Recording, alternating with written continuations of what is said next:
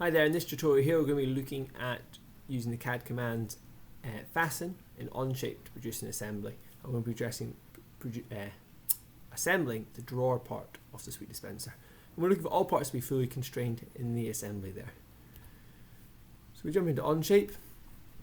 So we've made our base in the last one, so I need to create a new assembly. So I'm going to go in the same document, insert new element, and we will create assembly there. And this is taking us in an assembly environment, and we can see up here we've got all our assembly tools. So clicking on insert, first thing I want to insert is the drawer, so I'm just going to click that.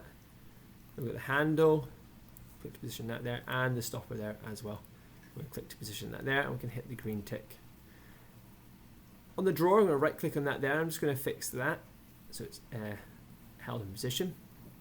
And I said we're going to be using the fasten mate constraint in this one here, and fasten is a really useful constraint. It's really quick to use, and as long as you click in the right places, it speeds up the process. So we click fasten mate.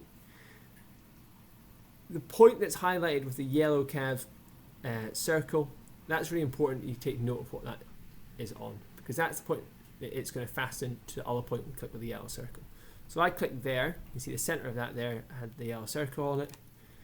If I hover over this side here, I could click on a variety of different points, but if I make sure I'm in that face, in the middle of that face there, I've got my kind of yellow circle with the kind of quarter in it, and I can click there, and then if I click the tick, I'll just press this, get rid of that there, so you can see that those two parts are now fastened together. Those 2 points kind of stuck together, so it's like you put a bit of glue behind that there, so it's really useful. I'm going to use that again. This time we're going to be careful because we're going to try to select the bottom of this hole in here. Okay, so you just need to watch what you're selecting.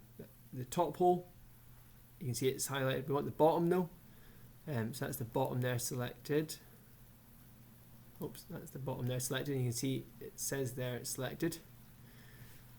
And then we rotate this round, and we want the bottom of our stopper to be selected. So again, in the middle there, and there we are.